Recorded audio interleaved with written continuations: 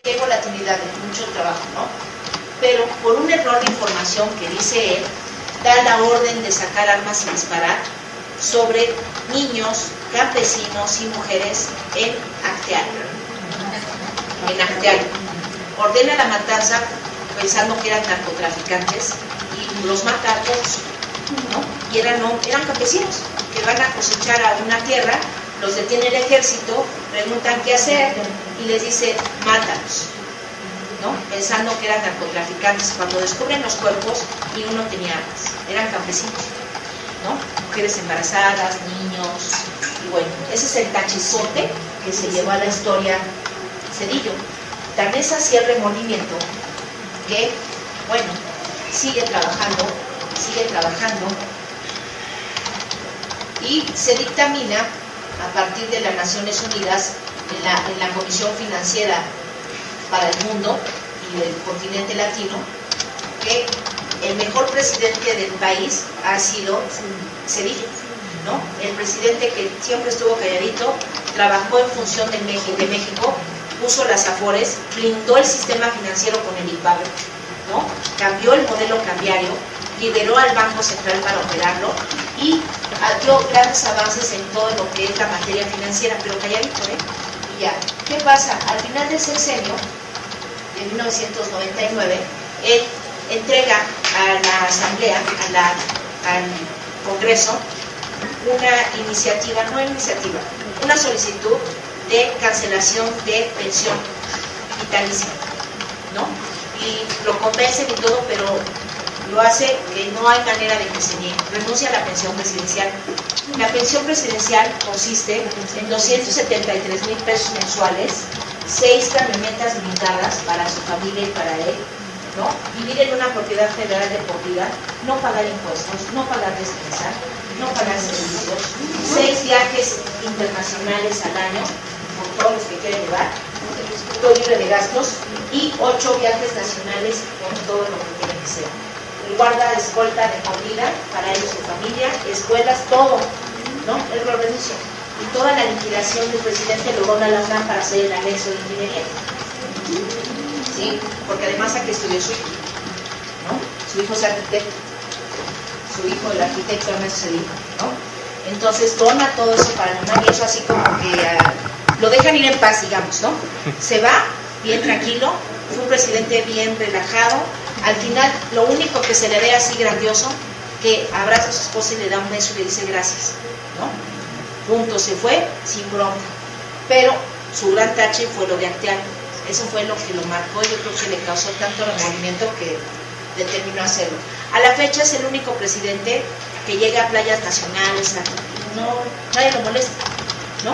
Es respetado, trabaja en Boston, es decano en Boston, ¿no? Trabaja para asuntos financieros del mundo, en la ONU, es consultor de es consultor máster de las consultorías y calificadoras más importantes del planeta, y además se la pasa dando giras en las mejores universidades del mundo y apoya empresas, países y gobiernos para materia económica y financiera, porque es economista, igual que es el compañero de Salinas, es economista y financiero y es MBA, ¿no? Entonces, él todavía anda por el mundo bien tranquilo y viene al país y no pasa nada, ¿no? Y además también fue el presidente de la alternancia. Él fue el primero en reconocer el triunfo de Fox en medios internacionales y en medios y en cadena nacional, anuncia y lo felicita. Por eso le dan así como que un tratamiento especial a él, porque sí hizo muchos cambios, tuvo una estrategia impresionante. Recuerden, era compañero de Salinas. Salinas pudiera tener todo, pero un excelente estratega financiero. O sea, supo llevar la economía a máximos, ¿no? Y eso que no se aplicó hasta el final porque le ganó Loewy, ¿no? Pero la verdad fue un presidente impresionante, igual que Zedillo. Zedillo se llevó las palmas del sexenio excepto por ese tachizote, ¿no? Pero pues así como que dijo, ya a mí no me den nada, y ya, y no, él paga, viene aquí. Además, en una ocasión que vino hace 2 años, lo tomaron fotos en el metro, que venía en el metro, venía hace ¿no? Venía en el metro con su portafolio a reunirse con el sector, ¿no? A ver, pues, o sea, de lo más tranquilo, ¿no? Y en playas nacionales anda bien relajado. Pero bueno, entonces su aportación fue esa, el IPAC, ¿no? El acercamiento de de la oposición, o sea, hizo pactos importantes ahí, programas de empleo, blindaje del sistema financiero, ¿no? Modelo cambiario, liberación del Banco Central. Así es, también, o sea, hizo varias reformas importantes para garantizar cierta certeza, ¿no? En el 2000, pues, ¿qué les platico? Fox gana porque son votos en contra del PRI, no a favor del PAN, ¿no? O sea, no gana por esa parte, gana porque quieren que el partido de oposición se vaya, o sea, el PRI. O sea, esa fue la garantía. No gana Fox por Fox, gana por castigar al PRI. Entonces entra Fox sin experiencia política, empresario, ¿no? Totalmente naco. Me refiero a cómo se dirigía, ¿no? En esa parte de que no era nada protocolario, ¿no? O sea, por ejemplo, cuando entra, pues ganan los Fox y todos sus hijos, que después desaparecen del mapa, porque bueno, la riegan. ¿Qué hace Fox? Pues Fox, lo más importante que hizo en todo su discurso, pagó totalmente la deuda externa del país, ¿no? Pagó toda la deuda que traíamos arrasando en los 70s, con Fox se liquida todo, se paga todo. La verdad nos hizo reír mucho, ¿no? Con todo lo que hizo. En la primera gira que hizo por el mundo para obviamente presentar cartas credenciales, se mandó a hacer sus botas de charol para ir de etiqueta, pero con sus botas de charol. Fue el presidente que le da la apertura a los medios para la prensa, libertad de prensa, y hacen el privilegio de mandar, ¿no? Sale con Derbez, ¿no? Sale con un buen delgado, hasta la que después fue su esposa, sale en uno de Derbez, ¿no? Que dice, ¿qué haces, Juanita? Pues aquí regando los pinos, ¿no? Ya, entonces sale, ¿no? El Willy, Sergio Bustamante, lo trae pero asociado, y hasta se viste de con sus manotas y todo. O sea, le da mucha libertad de prensa. La verdad es que eso garantizó así como confianza o se llevaba bien con la prensa. Pero es que se lo acababan, se llevaba bien con la prensa. En la primera gira lo invitan a China, la ciudad prohibida, va con todos sus hijos. ¿Por qué creen que se llama prohibida, no? Bueno, pues bajó a la ciudad prohibida y con los guerreros de terracota se tomó fotos y les puso cuernos. O sea, en serio, así, y con sus hijos y todos los... así, es prohibido, se lo digo ahí, ¿no? Nadie los toca, o sea, son sagrados. Pues él les puso cuernos. Cuando llegó a Alemania, ¿no? Le dijo a su hijo, no, mira, mijo, ya nos van a recibir con jochos, ¿no? Y eran cartelas, ¿no? O sea, es un bolillo con las salchichotas esas tradicionales de Alemania, y dijo que eran jochos, ¿no? Hasta el canciller alemán se atacó de la risa, ¿no? Oye, con sus jochos, ¿no? Ya saben, ¿no? Y aparte pidió capsu y ahí ni existe, ahí no nos pasa, ¿no? Entonces, bueno, luego fue a Venecia, y cuando lo recibieron con el vals de Viena, comentó a los de la prensa, miren, queremos pastel.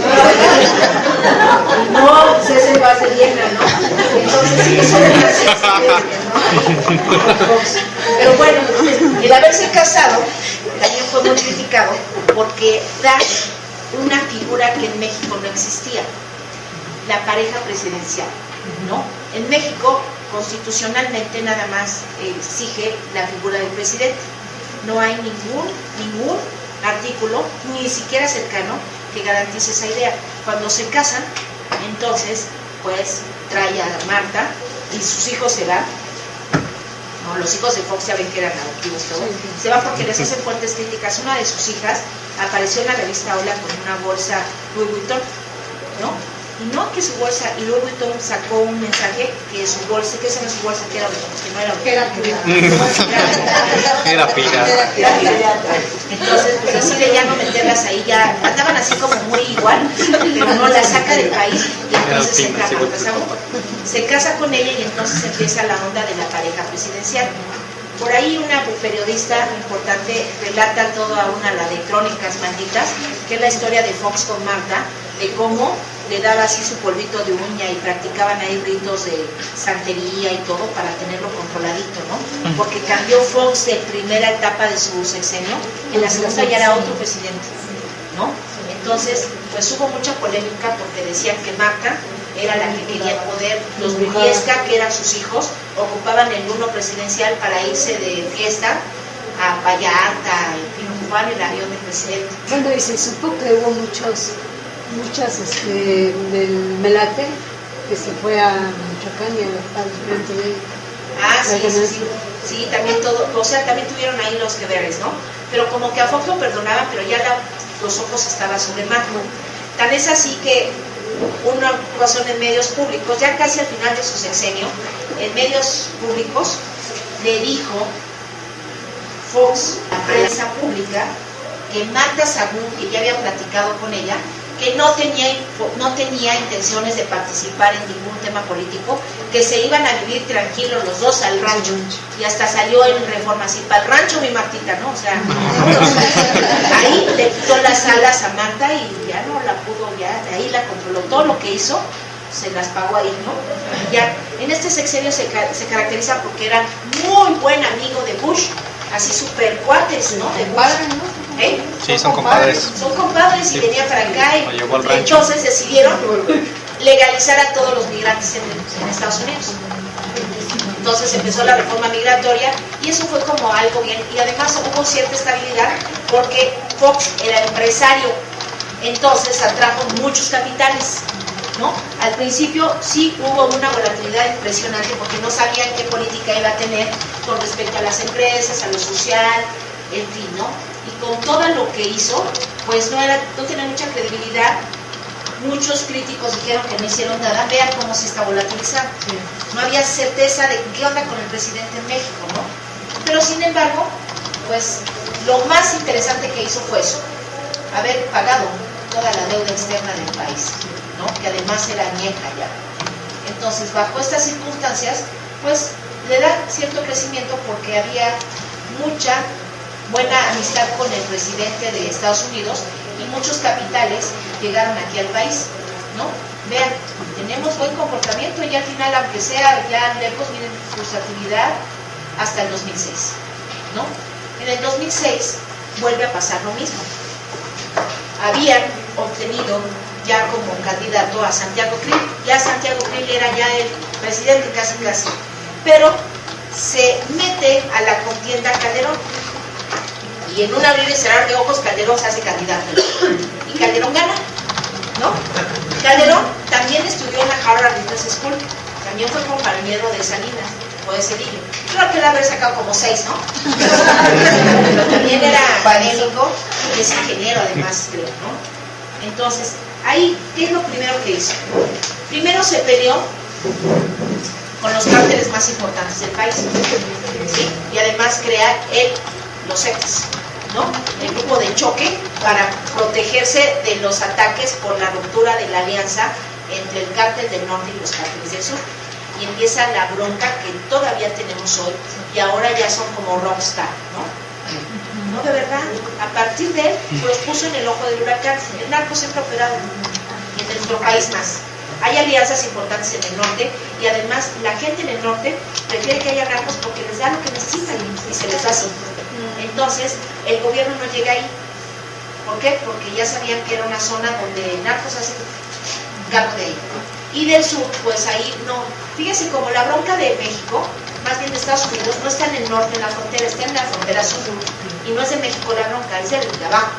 Es de abajo y de Estados Unidos. Lastimosamente estamos en medio. Pero de verdad, los estadounidenses no entienden, no sí lo entienden, yo creo, pero no lo quieren ver a nivel para mantener su hegemonía como líder del mundo. Pero realmente la bronca del mundo es Estados Unidos, porque es el país más consumidor del planeta. Y obviamente los productores son los sudamericanos, nosotros no. Nosotros operamos, ¿no? Hacemos los brokers de ahí. Ellos crean la demanda. Sí, la demanda está ahí. Nosotros estamos de paso y por eso nos dan en la torre. Pero nosotros somos brokers de ahí.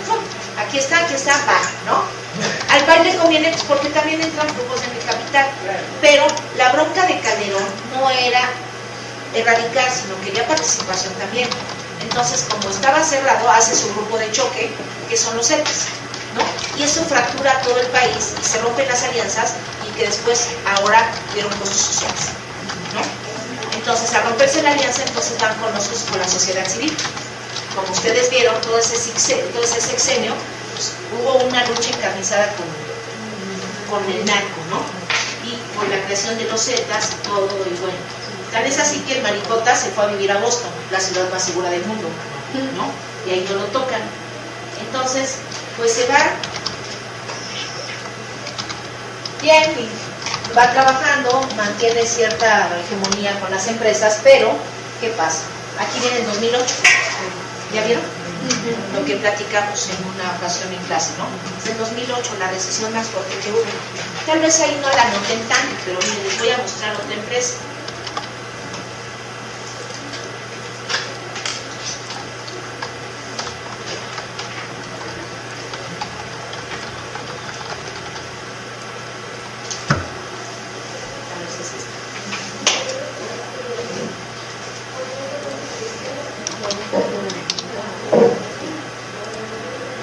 Miren el 2008. Es Comercial Mexicana. Colapsó Comercial Mexicana. O sea, nada más para que vean el efecto. Lo que estamos viendo es el promedio, es el índice. Es la actividad del país. Pero realmente, por empresa, fue grave. Entonces, seguimos nosotros con esta cuestión de la historia, ¿no? Ay, aquí me cambié de un segundo.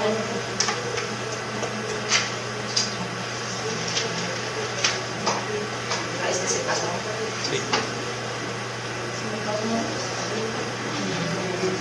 Bueno, ya, ahí ya estamos en aras de entrar al nuevo milenio, ya empezamos desde el 2000 con Fox a tener ya mayor participación a nivel global. En el 2008 es importante porque ya vemos los efectos de ser globalizados en los aspectos financieros, que la crisis nos pega.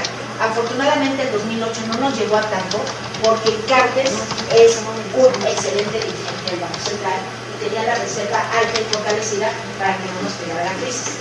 Tan es así que en el 2008 el dólar llegó a niveles de 15 y lo regresó a 13, ¿no? Ahí sí lo regresó. Entonces esa estrategia permitió que el país tuviera certidumbre y después del 2008 vean cómo se recupera. No se recupera en la escala que teníamos de crecimiento, pero sí se recupera. Ahí vemos la tendencia alcista. Y si se dan cuenta, del 2008 nos vamos hacia arriba. ¿Sí? Si avanzan en la tendencia, vamos en tendencia alcista. ¿Por qué? Porque eso que hizo Cartes garantizó la certidumbre de aquí es buen lugar para invertir.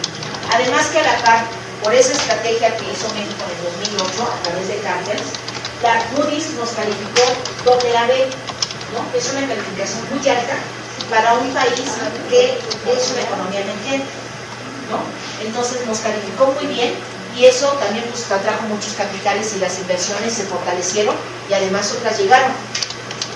Entonces, a partir del 2008, 2009 y 2010, el crecimiento del país se hizo constante, excepto por una parte ahí del 2010, donde cae por el exceso de violencia que existe en el país. Y además pasa un hecho importante. Detienen a una francesa, Florence Cassés, en fragancia por haber secuestrado a la esposa de un industrial mexicano y a su menor hijo. La detienen en Cancún, no, la detienen en la Ciudad de México, cortándole con alicatas los dedos al niño, ¿no? Y además súper drogada y todo. Los del MP cuando la arrestan, la llevan hasta Cancún, violencia psicológica, y luego la regresan y la presentan al MP y ya le dan entrada al reclusorio. Entonces, esto hace una controversia que cerramos relaciones diplomáticas con Francia, ¿no? Porque Calderón la metió al bote y le orientó toda la bronca. Entonces, ella, todos los recursos de apelación, México se los negó y también le negó la extradición para que cumpliera aquí la condena, porque además todos los atenuantes tenían. Y aparte, el día que entrevistaron al niño para verlo, hasta se orinó en los pantalones al oír la voz, con los ojos vendados, ¿no? Lo tenían. Al escuchar la voz y todo, la mamá también la violaba, el tipo que era el amante de la Cassés, la violaba todo el tiempo. y como ella se ponía celosa, la golpeaba horrible y drogada, y bueno, fue todo. Calderón se va con todo con ello y rompemos relaciones diplomáticas. Eso nos hace que caigamos un poquito con las inversiones nacionales que tienen que ver con Francia, porque con Francia tenemos un tratado y nos cierra fronteras y nosotros también, ¿no? Y además, en ese mismo año un mexicano se orina en el Arco del Triunfo en la llama del soldado desconocido de Francia, ¿no? Y les tenía siglos prendido.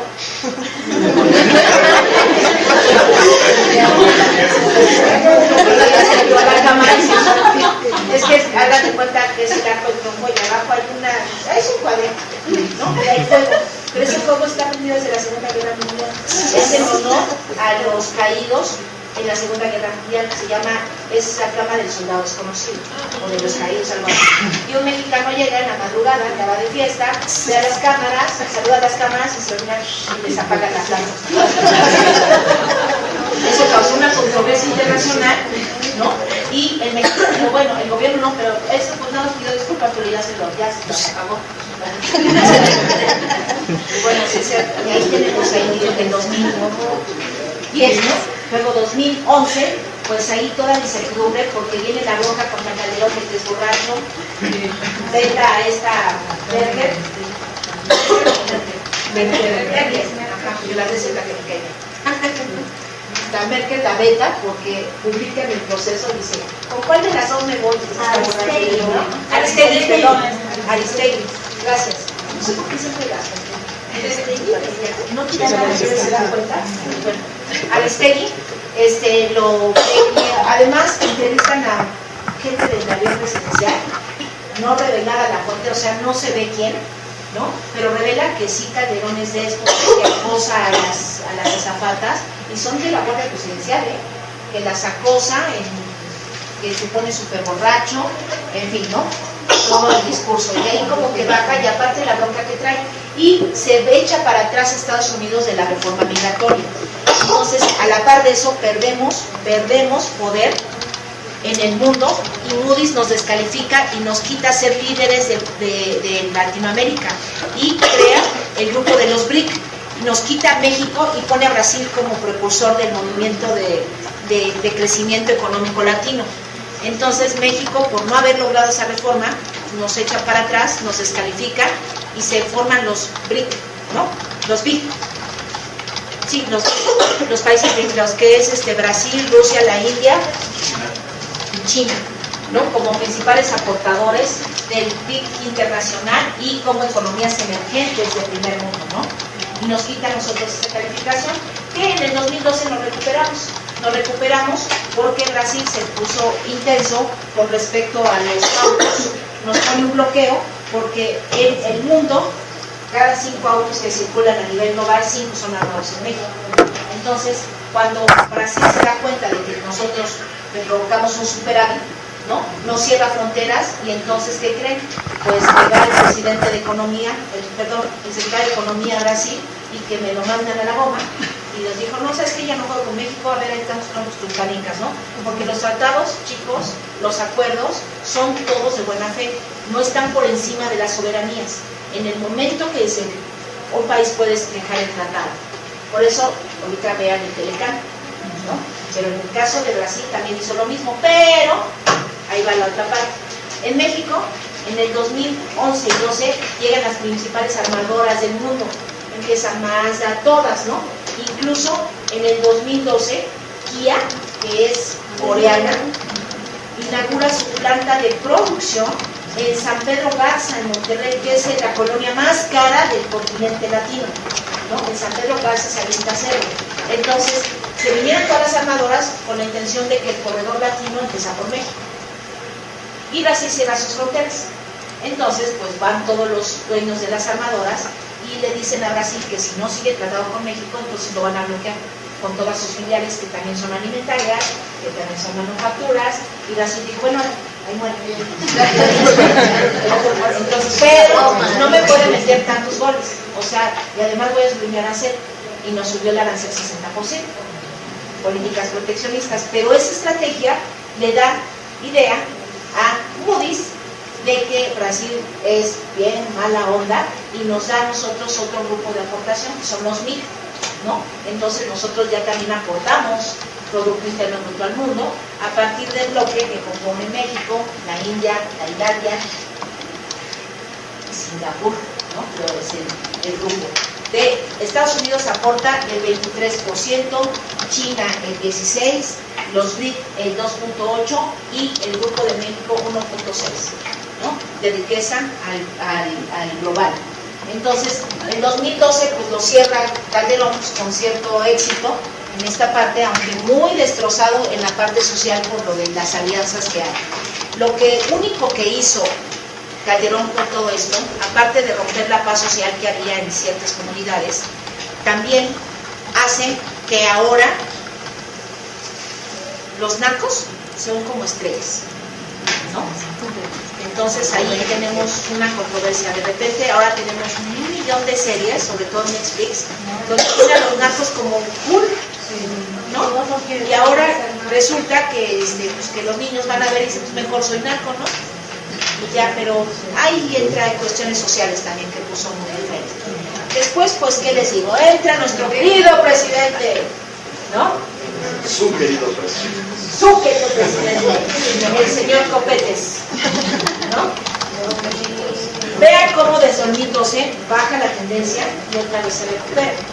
Obviamente esto ya está orquestado de la nada y obviamente hasta hubo un casting para ver quién iba a ser su nueva esposa. Se pensó en Ninel Conde, pero no, sí, de verdad. Sí, pero como tenía una imagen muy vulgar, no era como la primera. Lucero estaba casada, entonces pues la gaviota era la lógica, ¿no? Entonces eso daba idea de que el presidente ahora estaba ya a un paso de la modernidad, juntando familias, volviendo a tener una relación con una persona divorciada, ¿no? Toda esa idea televisiva, ¿no? La primera idea era, primero, el papá de la niña era el que dirigía la campaña, que iba a dirigir la campaña de Peña Nieto, ¿no? Entonces, ese era así como que darle el foco de que pasó ese conflicto y lo iban a resolver y todo, pero nunca pensaron ahí. La niña nunca salió del edificio, la secuestraron en un edificio de arriba, como era autista, tenía un problema psicológico, le taparon la boca, la asfixiaron más y luego la pasaron por la ventana del baño adentro del edificio y apareció en la cama, ¿no? En la cama. Ajá. Y 1, 2, 3 por Polet, ¿no? Está abajo de la cama. Sí. Eso, de alguna manera ya entró con broncas desde oye, ¿cómo es posible que no pudiste resolver ese conflicto? Y que todo eso, que nunca resolvió, por ejemplo, allá había unos conflictos bien interesantes, ¿no? Se encontraron playeras en una bodega de rescate de Polet, o sea, ya habían armado todo, ¿no? Y obviamente era sobre la niña, que era discapacitada, pues porque no iba a haber más notas, pero pues se les fue la mano y después ya no supieron qué hacer con esto, y fue bronca de Peña Nieto. ¿Y de quién era la niña? Era de una familia árabe que además son, mira, es que hay dos cosas, ellos eran dueños de la juguetería árabe, ¿no? Entonces, entre la comunidad judía, cuando uno cae en desgracia, todos los demás lo ayudan. Estaba tronando árabe y necesitaban capital. El secuestrar a la niña les garantizaba tener recursos para volver a armarlo, uno. La otra, el papá de la niña iba a ser el que dirigiera la campaña de Peña Nieto, dos, ¿no? La mamá tenía ahí algunos nexos con familias políticas de Tlajomulco. Entonces todo es una cuestión que no es muy clara. Esto se los digo de manera así furtiva porque acabo de leer un libro donde trae la historia de todo eso, ¿no? Y ya, pero ahí entra con muchos broncas al poder, ¿no? Lo primero que hace es quiere seguir los pasos de su papi, pero no le sale. Se truena el Ester Gordillo, como lo hizo Salinas con la Quina. Y además, como ya el Ester Gordillo ya era así como líder, ya tenía una fuerza y poder, también es el grupo de ¿cómo se llama el candidato? ¿Cómo se llama su partido? Es el PANAN, ¿no? Alianza. ¿No ven que contrató a Cuadri? Y Cuadri le garantizó el 2%, ¿no? De la elección. Entonces, cuando vio eso, a partir de Cuadri, a Peña Nieto lo vieron como un pendejo, ¿no? Entonces, incluso mucha gente dijo, Cuadri se equivocó de partido, ¿no? Porque si hubiera estado el otro gana, ¿no? pero Quadri ni le interesaba, es el dueño de las empresas de sustentabilidad a nivel nacional, tiene acuerdos y tratos con empresas internacionales, tan solo regaló el MIDE, lo donó, el Museo de Economía, él lo donó, vean, ahí está la placota, que fue donado por Quadri, entonces Quadri la lana no la necesita, y el poder tampoco es dueño de todo, ¿no? ¿A quién le vende Quadri? A todos, porque es dueño de empresas de sustentabilidad, les vende sustentabilidad. ¿Quién no quiere sustentabilidad de las empresas? Al gobierno. Le vende a todos. Entonces, no, tú menos quieres dar, ¿no? Y lo que menos quieres trabajas. Entonces, nada más lo contrataron, le han de haber dado muy buena lana, para garantizar que el 2% mantuviera. A raíz de eso, entonces, el poder del cual fue hecho el partido de Baster, le dio pie para que cuando entrara Peña Nieto se la tronara, ¿no? Para garantizar, como en un momento dado, con Salinas, que se tronó la quina, quién era el partido, más bien, quién es el sector más fuerte del poder en México antes de él, el Baster, ¿no? Entonces, pues la mete al bote y la quita del medio. Sin embargo, pues entra con el pie izquierdo, porque miren, todo su análisis, vean cómo tiene las rayotas, volatilizado, porque no tiene credibilidad, no hay credibilidad con el gobierno, ni empresa, ni nada. Sin embargo, ha hecho 2 o 3 cosas buenas, pero como no sabe comunicar, ¿no? Pues obviamente no. Lo que quitó fue la consolidación fiscal, eso es un paso bien importante. Antes, si por ejemplo tiene 20 empresas y una le iba mal, entonces no pagaba impuestos, ¿no? Con la reforma fiscal que impuso Nieto, es que ahora, si caes en una, y pagas en promedio de todas las demás, pero ya hay consolidación fiscal, antes no había. Entonces, eso es algo que hizo bien, digamos, ¿no? Ha hecho programas interesantes, pero no sabe comunicar. Yo creo que todos hemos visto memes en las redes de todas las estupideces. No se saben los nombres de los estados.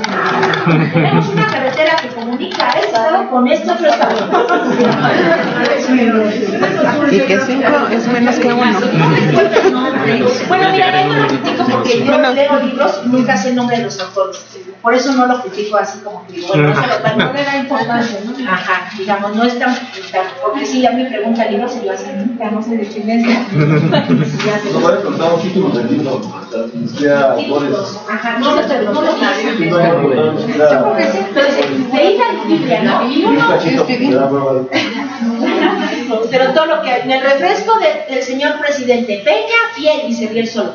Ah, ya sé que no se ríe, no me importa.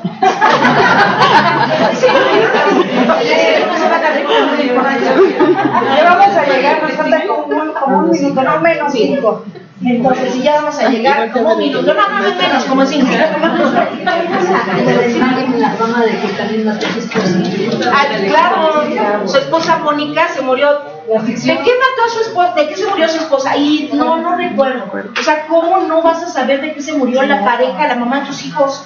¿No? No, es que ahorita no recuerdo. Pero también en el libro de la de Crónicas Malditas, ahí dice que la aventó de las escaleras. La golpeaba. Y la golpeaba, pues también a la otra, no sé cómo sale con muletas toda jodida. Llega a veces seguida. Así es, sí. ¿La gaviota? Sí. Y a cada rato se la mojetea. ¿No ven en las giras que va caminando y le quiere dar la mano y se la quita? Sí. O sea, también, no, bueno, no. Entonces, ¿qué les digo de él? Ahí viene él, no es mentira. Vean toda la volatilidad que ha generado, la falta de decisión y la no concentración en los asuntos reales del país, la capacidad de no respuesta, ¿no? Sin embargo, miren, a pesar de que hay volatilidad, tiene cierto o sea, va para arriba. ¿Por qué? Porque no es el presidente, es es el país, ¿no? Los recursos naturales, la oferta económica que hay en México es impresionante, ¿no? Decía una revista Forbes que los países desarrollados tienen 10 competencias, ¿no? Que no se explica por qué México no es un país desarrollado, ya que de las 10 competencias globales tiene 8, y Alemania tiene 4, Japón tiene 3, ¿no? Inglaterra tiene 5, México tiene 8, y cómo no es una potencia, ¿no? Y dice también que México no ha sufrido guerras, no ha sufrido eso y necesita una sabiduría para que entienda la gente y vuelva a reconsiderar todo su quehacer, ¿no? Y bien, chicos, si se dan cuenta que fueron siguiendo la tendencia, ya vieron que no hay un libro, que no hay un texto, que no hay un prompter, es lo que dice, el mercado, ¿no? Porque esto lo leí del mercado. No crean que es así, es como van. El movimiento es como vas derrotando los hechos. Esto es el mercado de valores. Esto funciona así. Cuando ves la tendencia, sabes qué está pasando, ¿no? Eso es el mercado de valores. Por eso es tan importante este esquema. Por eso es tan importante que ustedes vinieran hoy aquí para que vieran que ahora sí realmente esto existe, no lo que vemos en clase. También es bueno, ¿no? La parte técnica, pero no hay nada como verlo en vivo, que realmente el mercado está vivo, que no es algo que ahí la maestra en su loquera lo dice, ¿no? Sino que es real y que está vivo, que esto se mueve a partir de lo que, del quehacer de todos nosotros, ¿no? Eso es el mercado de valores. Esto es lo que es importante rescatar. Ahora, este software, está disponible para ustedes en el momento que quieren, ¿no? Este espacio está abierto, nada más tienen su credencial y pueden venir.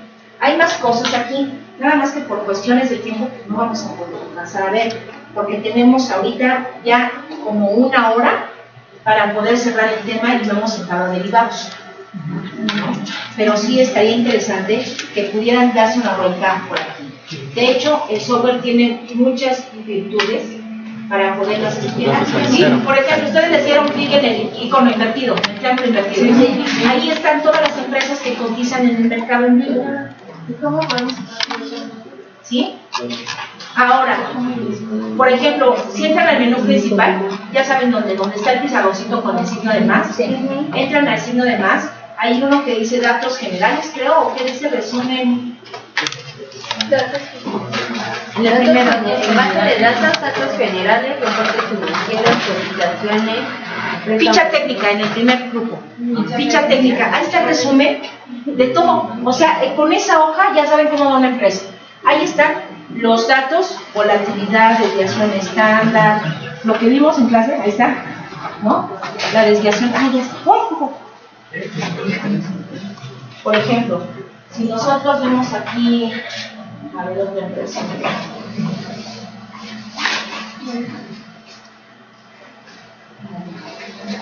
Vamos a poner ese.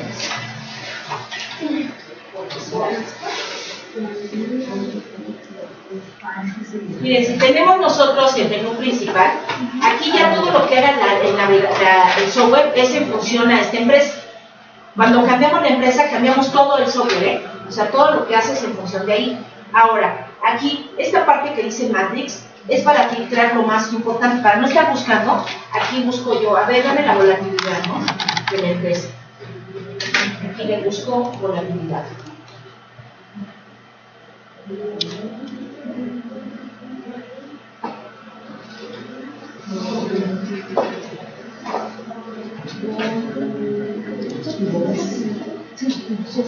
¿Sí está bien escrita, no? No.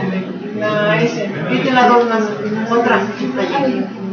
Ahí está, miren, por ejemplo, volatilidad. Si yo veo la volatilidad, aquí nada más me va a dar el porcentaje de volatilidad.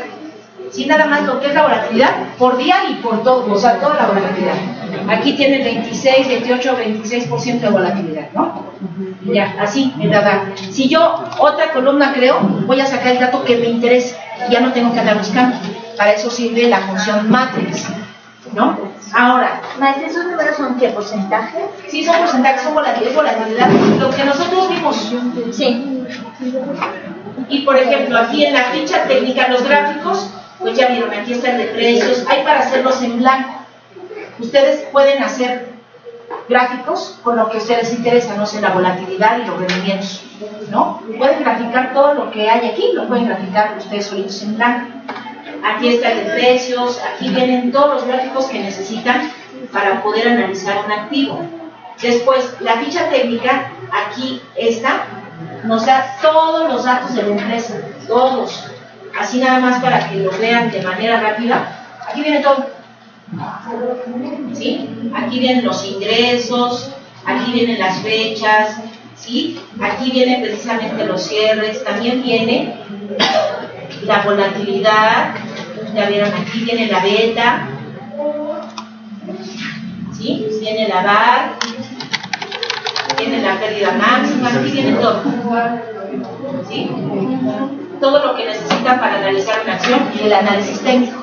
Aquí viene, por ejemplo, este es el índice, el negro, es el índice de precios y cotizaciones, y aquí viene la correlación, la eficiencia, ¿no? De cómo va CEMEX con respecto a la empresa. Aquí la correlación, esto es la correlación, ¿no? Y en términos gráficos.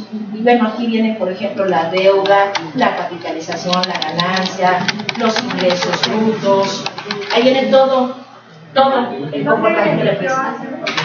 Perdón, ahí yo me metí a CEMEX, pero en todas vienen, ¿sí? Por ejemplo, ahora, después vemos aquí, bueno, los indicadores financieros, pues vienen, por ejemplo, aquí todos, el balance general y el estado de resultados, completito, viene por año. Indicadores financieros. ¿Sí? Y ya, los técnicos son los que... No tengo técnicos. A ver, el mercado sí tengo. Aquí vienen los de mercado, el precio, utilidad, el valor en libros, ¿ya vieron? Todo lo que vimos aquí está. O sea, ¿por qué no venimos antes y ya no hicimos nada? Aquí los datos generales viene la identificación de la empresa, qué hace y qué participación tiene en el índice, ¿no? A qué se dedica, qué instrumentos tienen colocados. Los reportes financieros, aquí sí vienen todos completitos los estados financieros. Todos. Desde 1970 y tantos a todos. Vienen por trimestres y por año. Después tenemos aquí lo que son las cotizaciones. La apertura, el cierre, máximos y mínimos y el promedio de cotización. Después tenemos aquí, bueno, las cantidades de acciones emitidas, los accionistas y noticias. Aquí vienen las noticias que nos dicen, si yo veo aquí que en un año, por ejemplo, en ese día, el 9 de noviembre, ¿sí? Tuvo algún movimiento, aquí explica por qué se movió la tendencia. Alcista, bajista, aquí viene el sustento, ¿qué pasó? ¿No? ¿Por qué hubo bajas o alzas? ¿No? Aquí viene todo. Les digo, es muy rico este software, ¿no? Lastimosamente, pues la modalidad de SWOT no nos da chance de venir siempre a trabajar aquí, si no ya estaríamos trabajando.